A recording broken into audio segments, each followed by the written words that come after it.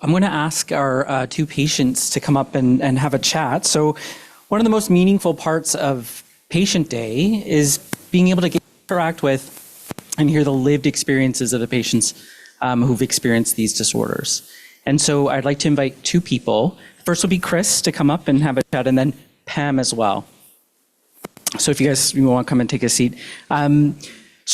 I'll leave their story to discuss themselves, but just as a brief introduction, Chris was diagnosed with NMDA receptor encephalitis back in 2015. So he's been known to our clinic for quite some time.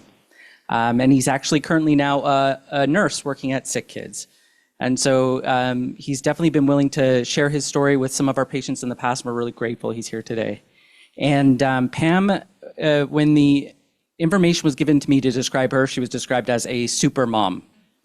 But Pam is a mom, and she's the mother of one of our patients named Sydney, who was diagnosed with MOGAD in 2018, unfortunately relapsing MOGAD. And so she's here to also share her experience. So I'll give the mic to Chris. Great. Hello, everyone. Yep, my name is Chris. I first want to thank Jolie, Dr. Ye, Dr. Strasser, and Dr. Hay for inviting me for this today. One kind of fun little point was I didn't know you've been doing this for 10 years, so I must have been one of your early patients. I didn't even know that you guys met, actually. So, yeah. Okay, I apologize, all the stuff I put you through then.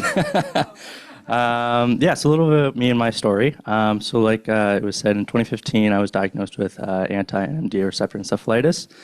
I'll kind of give you guys just a little bit of a brief from the start to the end.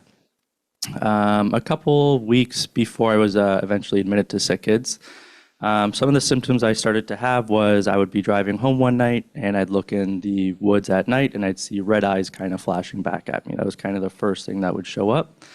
A couple days after that, I was in high school at this point, so I'd walk into a classroom, sit down, everybody would look at me like I was trying to be funny because it wasn't the class I was supposed to be in.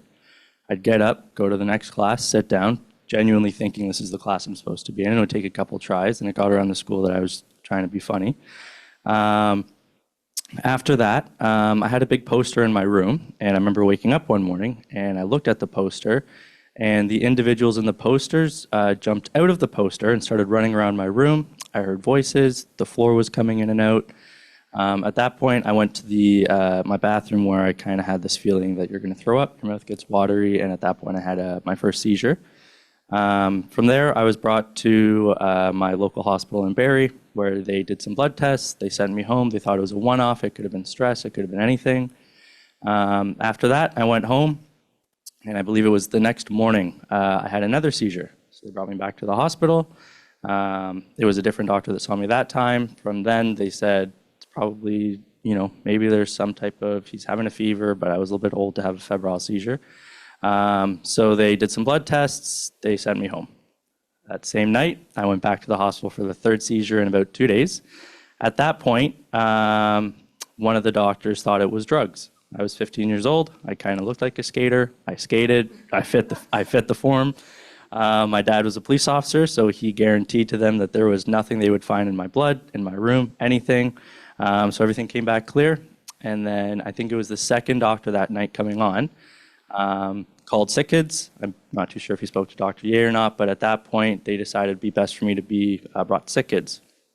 So I was brought to SickKids in the helicopter from Barrie to SickKids. I landed there, and then from there, I passed through the emergency department and went straight to the ICU. In the ICU, I believe Dr. Ye kind of had an idea of the symptoms that I had. I was starting to act bizarre. I had seizures. I was coming in and out of focus. I was kind of starting to say some bizarre words and not really acting like myself. From there, it was some more blood tests. We did the MRI, like Dr. Ye said earlier in her speech today, which I believe mine showed some inflammation in my brain. And then the all-true form came back from the LP, which showed positive for anti-NMDA receptor encephalitis. So the antibodies were in my CSF, if I'm correct. From there, I was admitted to 5C, which is the neurology floor at SickKids. I was there for about 2 months. And the symptoms began to get a lot worse before they got better, which is something that I would remember the doctors telling my parents. The seizures kept on going. I believe it was about 3 months in where I went fully catatonic, so I was unable to speak. I had dystonia and somewhat type of Parkinson's syndrome in the one side of my body, so I wasn't able to speak. I didn't know where I was. For me specifically, I know I've talked to a couple of other different patients, and it differentiates between everyone, but I was very psych heavy. What I mean by that was I had 3 what I like to call great escapes out of the hospital. I made it out of the hospital on one of them. And from there, I found out recently that they changed. So I was there in 2015. I turned 16 there, so I had my birthday at SickKids. And I remember they changed the mental health criteria there. So they used to not be able to have their restraints outside of patients' rooms. They have that now. So like I was saying, so I was very psych heavy. I was very hallucinations heavy. I would see things that weren't there. I would taste things that weren't there. I could feel things that weren't there. I had very recurrent hallucinations, and I have a couple friends who've been around this similar type of thing. And one of my friends, Susanna Cahalan, who wrote the book Brain on Fire, she says the brain is a very wonderful and kind of a disastrous mess. And what she means by that is you can see someone on the street 3 years before you'd ever see them or ever picture them again. And then maybe somebody I saw on the street, that would be a hallucination that I would see in my room. And that individual would be hanging out in the corner of my room. They'd be running around the walls. So like I was saying, so I was very psych heavy. From there, some of the treatment that I received was rituximab. They put the CVL, so I had a subclavian line. From that, they did plasmapheresis through there. I believe there was 10 to 12 treatments my first time around. Lots of steroids, seizure medications. I was on antipsychotic medications for whenever I would act up. And then, yeah, so like I was saying, so I got a lot worse before I got better. I went fully catatonic at one point. And then one day, the next day, I just kind of switched. I don't know if it was the treatment. Well, it was the treatment, I can tell you that. It was, I think it was also kind of a little bit of personal kind of drive there a little bit. And what I mean by that was I was very lucid throughout the full thing. A lot of the people I talked to, they don't remember much of it. I remember almost everything of it. I remember the hallucinations. I remember the doctors. Now that I work at SickKids, like Curtis was saying, I work in the emergency department as a registered nurse there. So with that, I'm also on the hospital code team. So I responded to codes throughout the hospital, and I've been in rooms where I wasn't allowed to be in 10 years ago. So that's kind of different. But basically what I'm saying is I remember being in those rooms. I remember a lot of what happened to me. And then, yep, so I was there at SickKids for about 2 months. The one day that I started to get better, I just kind of woke up one day and just started speaking kind of jumbled words. My dad has a video of it, which he likes to show everyone. And then, yeah, I lost a little bit of weight as well while I was at SickKids as well, because I stopped eating. I wasn't eating as much. But once I kind of made that turn to get a little bit better, it was gradual. It did still take some time. I was at SickKids for about 2 or 3 more weeks after that, where they kind of finished the medical treatment. From there, I then went to Holland Bloorview, which is a rehab hospital. So I was on the BERT floor, which is the Brain Injury Rehabilitation Team. It's been 9 years, so I might forget a little bit of things. From there, they had to teach me basically how to walk, talk, the alphabet, learn, read, write. At this point, I was 16 years old, and one of the symptoms that I kind of had as I was coming out of the illness was I was very angry. I'm not too sure if that was related to some of the medication I was on. So I was on Keppra for when I was outside of SickKids for a little while, just kind of take care of the seizures.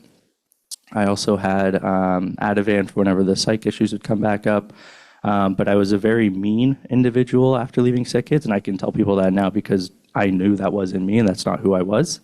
But when I was at Holland Bloorview, like I said, I had to learn how to read, write. I had to learn how to tie my own shoes at 16 years old, which is a big ego hit. And then from there, I started to get a little bit better and better and better until they said I can go home. And when they said I could go home, usually the 16-year-old kid would say, great, I'm out of here, peace, see you all. But I think I kind of recognized at that point that I wasn't quite ready to go home yet. So I asked for a little bit more time at Holland Bloorview just to kind of get my footing back. And then once they effectively taught me how to cross the street again, I went back home, and then I was able to graduate high school with the same graduating class that I went into. I was able to do that because I went to Holland Bloorview, and my high school in Holland Bloorview were able to kind of teach me basic, English classes so they could go towards my high school degree. And then after leaving Holland Bloorview, like I said, I graduated high school. Originally, before getting sick, the plan was to be a police officer, like my dad. My dad was a police officer. He was on the SWAT team for a very long time, and that was everything I wanted. After getting sick, I kind of had a little bit of a difference in perception. With that, I kind of thought that if there's something that I can do to kind of give back to the people who who have the similar thing as me, I'd like to do that. A lot of the time, when I spoke to the doctors, like Dr. Ye, she's very smart, and all the other doctors that cared for me, they knew how to deal with the medical issues, and the psychology team knew how to deal with the mental issues. But there's no one who can really say they've seen and done what I've gone through. So with that, I kind of wanted to come back to SickKids and be able to do that. Originally, the plan was to go back to 5C where I was. That kind of changed because I'm still an adrenaline junkie, so if I can't do SWAT, I'll do that. So I went to college where I met my girlfriend who's here with me today. We've been together for about 7 years now. So I work in the SickKids emergency department. I've been there for about 2 years now. I've seen patients come through the door with anti-NMDA receptor encephalitis. I don't know if it's just me, but I kind of feel like I can kind of see it before the diagnosis is made. It's almost like you can kind of see it in their eyes that they're kind of looking at you a little bit differently. I've also met with a couple of patients at SickKids in the last couple of years, in the last couple of months as well, so that's nice as well. And then I also work as a casual physician in diagnostic imaging. So I will help put the kids to sleep who can't sleep for their scan so that they can get the MRI that gives Dr. Ye and the team the answers. That's all. Thank you. That's a tough act to follow. I just want to say thank you so much to Jolie and Dr. Ye for asking me to be here. And I love that your names can go together now. Hey, Ye. I love that. A little bit about myself is my daughter was 16 when she developed a random illness, and much like your story, we went to our community hospital many times, and she was discharged as, she had a stomach bug and nothing to worry about. And I actually used to work in a hospital and in the administrative side, and I thought, okay, well, I'll take her back to my hospital. And unfortunately, the same thing. Only there, they actually tried to convince me she had a psychological issue and she was attention seeking and there was nothing wrong with her. They did do a spinal tap and it was clear, and they did do an MRI and it was clear, but she wasn't acting normal. And by the second day, Exhibit A is just walking in the room. And by the second day there, she was starting to fall down. And I said to one of the nurses, come sit with me. This is my daughter, Sydney, who I'm speaking about. So after the second day at the hospital I worked at, I was working there from her patient room, and she was falling. She was going to the bathroom. I was like, what is happening? So luckily I had some nursing friends, and I pulled one aside and I said, this isn't normal. Like, there's something wrong. So she went out to advocate and said, I'm an emergency nurse. I don't see this on the floor. Maybe this is normal. We had repeatedly asked her for her to be transferred to SickKids. A little bit of controversy over SickKids wouldn't accept her. But we don't think she actually was referred, but eventually she was. And within 24 hours, she was in ICU. And I'll never forget Dr. Ye coming up to us and saying, you do know your daughter's very sick. And I thought, duh, she's in the hospital. Of course she's sick. But I must have looked like I didn't believe her. But she says, no, she's very sick. And I said, oh my gosh, is my daughter going to die? That's where I get choked up because she said she didn't know. So take a breath. She went to ICU, and whatever medicine they gave her, it was a truth serum. So that kind of brought a little bit of happiness because she would blurt out her whole life story to anybody who wanted to know. I think not. Whoop, there we are. One particular time, I'm sorry, Sid. He walked in, she's like, oh my God, he's so hot. And I was like, Sydney, stop.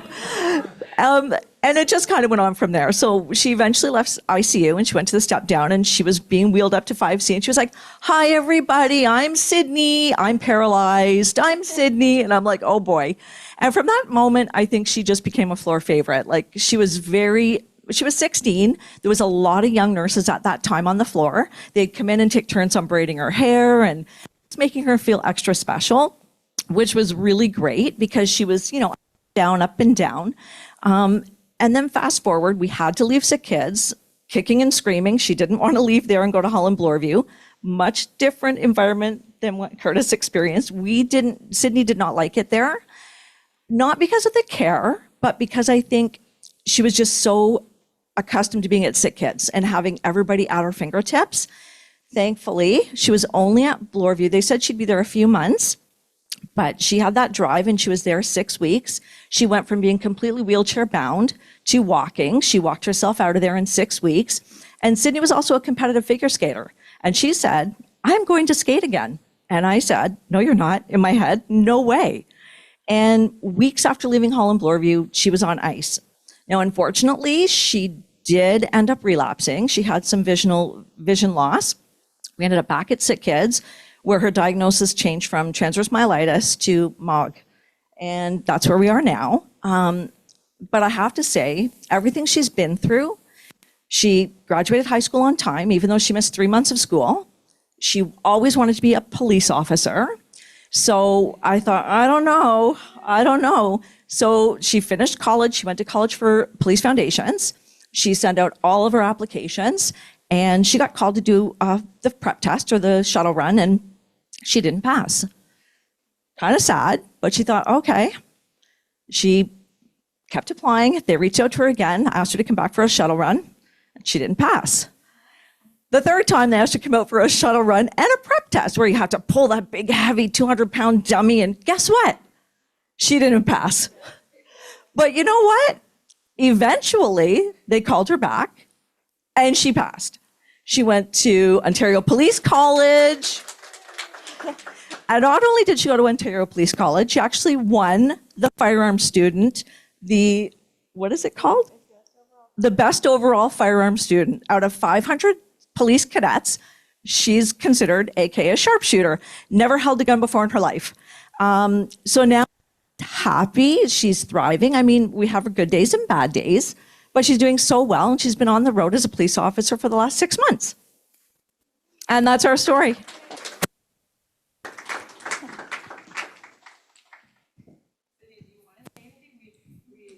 We put you on stage.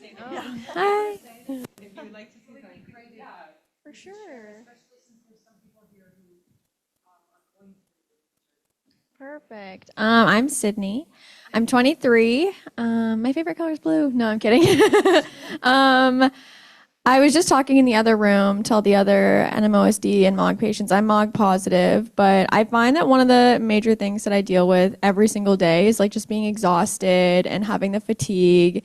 And I know it's very difficult. Like when I didn't work my job as a police officer, I was just kind of sleeping like every day. I didn't have a super like fixed schedule. And I feel like that was a little bit of a negative in the way that structure is very, very important when you're dealing with fatigue. When I first got sick, my parents were very lenient and they just kind of like let me sleep the day away. And I had all the naps I wanted, and they didn't get mad when I wasn't up helping in the house and doing stuff like that because I was so exhausted. And leniency is very important. But when I did start working as a police officer, it's a very structured environment, even when you go away to school, because it's a paramilitary organization. It's very, very structured.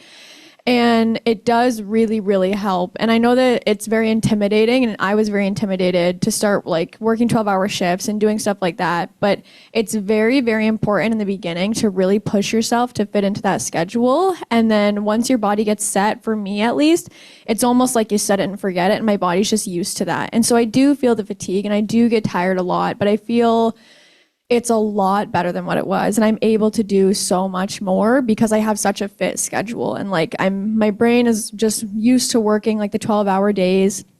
And I feel like if I didn't have that sort of set schedule, it would be a very different story. Because like I said before, when I wasn't doing that and I kind of just didn't really have a schedule, I was just able to fill my days with sleeping and just kind of taking a break because I felt like it was important. And sometimes it definitely is needed and you have to give yourself a break every once in a while, but structure is very, very important. And you can do a lot more than you think capable if you really put your mind to it and you set your mind to having that sort of rhythm and that schedule. It's just really important finding what works for you. That's what works for me.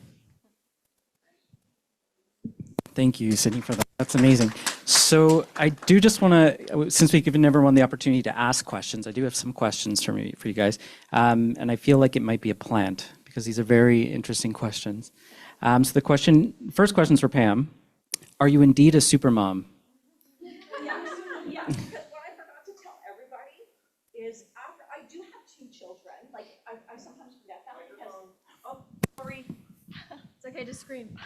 I do have 2 children. When Sydney got sick, I actually had an 18-year-old who was virtually ignored. Thankfully, she was in university, but I do have mom guilt because when Sydney was sick, I didn't leave her side for 24/7.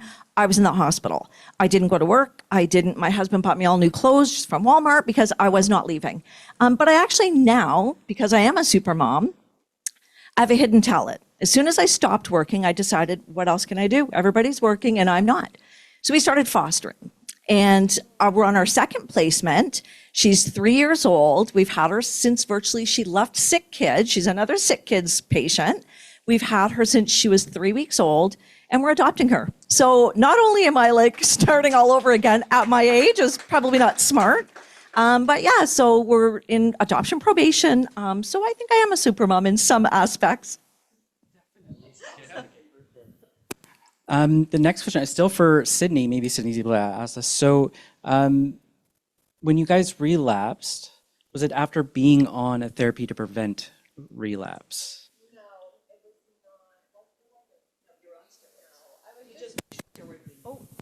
Thank you. I was just on my steroid wean and I just finished it and I was actually in San Diego when I first felt symptoms in my eyes and I kind of just thought that it was just nothing, but then I ended up having to go back to the hospital and get readmitted for another, I think like week and a half. And then I started rituximab. So no, I wasn't on anything yet because they didn't know that I was MOG yet. That's correct, right? Yeah, they didn't know that I was MOG positive yet. So I wasn't on anything except for prednisone, which I was weaned off of at the time. And this is why I think it's a plant. Were you guys, you're MOG positive, but are you still MOG positive? Yes, I am. Oh, short one. Yeah. So that's a yes. All right. Super grateful for you guys to come in and chat with us today. Just mindful of time. One last quick thing I would like to hear from all 3 of you. What do you think is a piece of advice that would be helpful for everyone to know that you guys have learned over your experiences?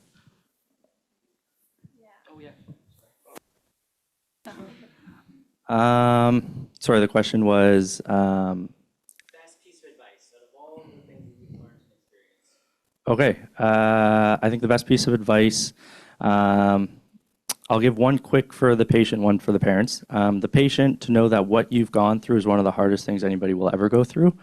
For you to come through that and be where you are today is absolutely huge, and you should obviously be very proud of yourself. One for the parents, which is basically the exact same thing. You guys, as Supermom over here can attest to, have gone through the hardest thing that a parent probably will ever go through, or one of the hardest things.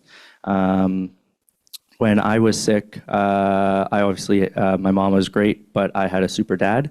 Like I said earlier, my dad was on the SWAT team. And he said that for his selection course to get onto the SWAT team prepared him for being in the room with me.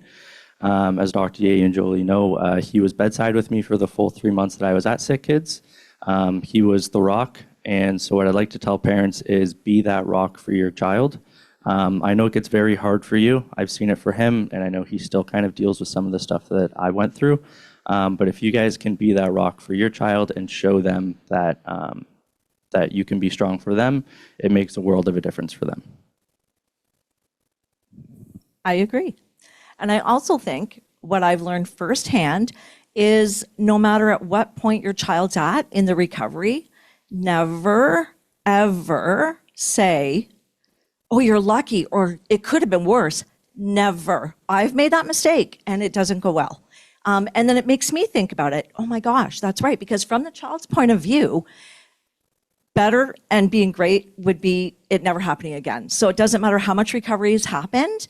Don't say that. And also PTSD is real for the parents and for the kids, because with my foster, the very first time I walked back into the hospital, I didn't think I'd ever be able to walk in again. My heart was palpitating and I was like, I can't do this.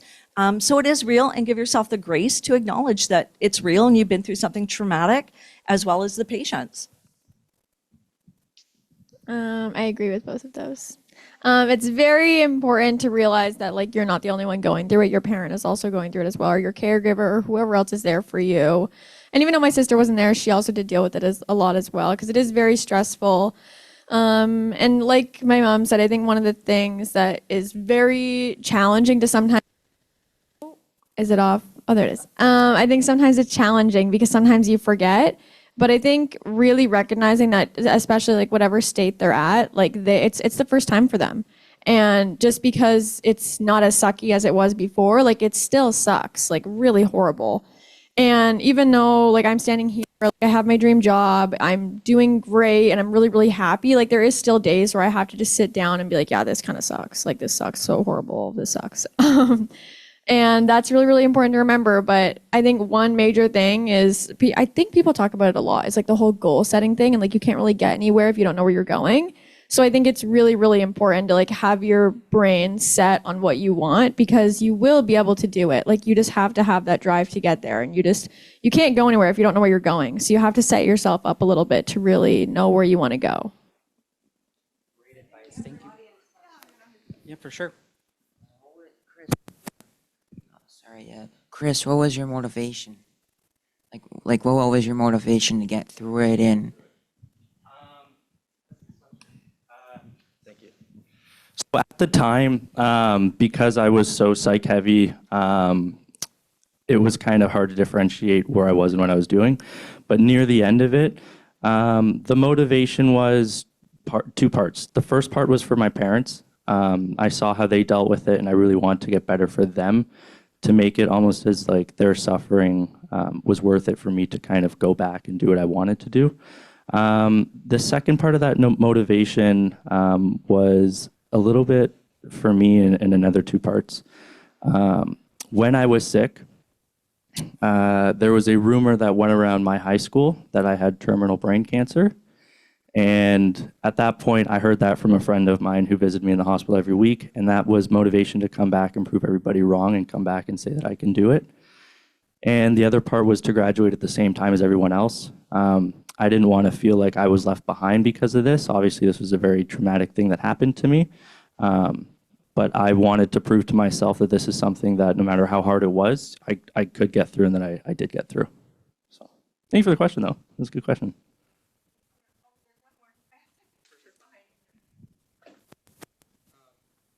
For your name again, Sydney, what helped you with the walking part of the recovery?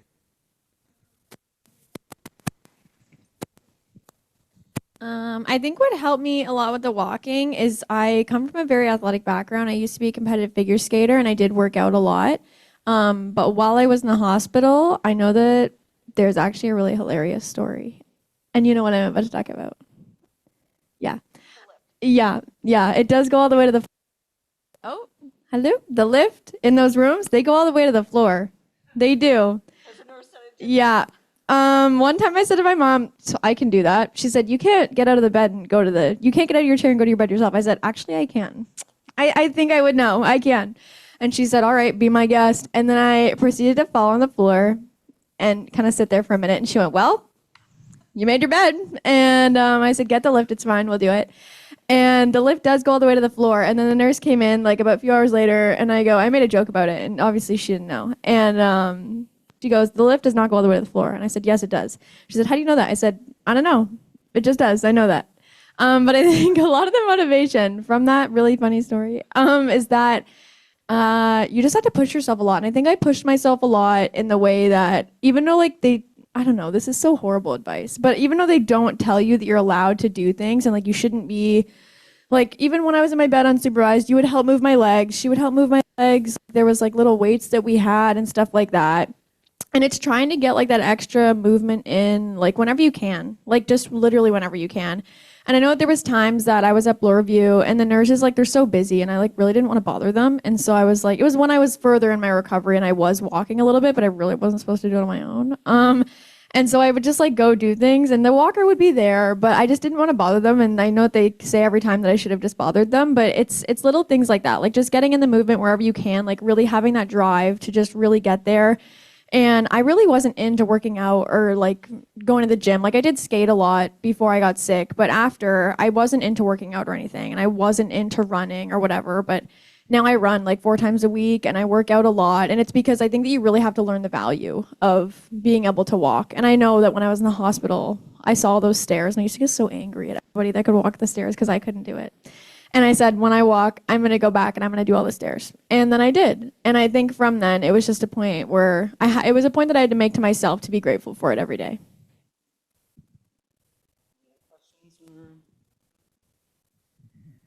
Well, super eye-opening and really grateful to have you guys here. I just want to end on a point by saying strictly no head injuries allowed on the neurology floor. But definitely appreciate the push for sure. So I just want to congratulate or thank you all for coming and chatting with us today.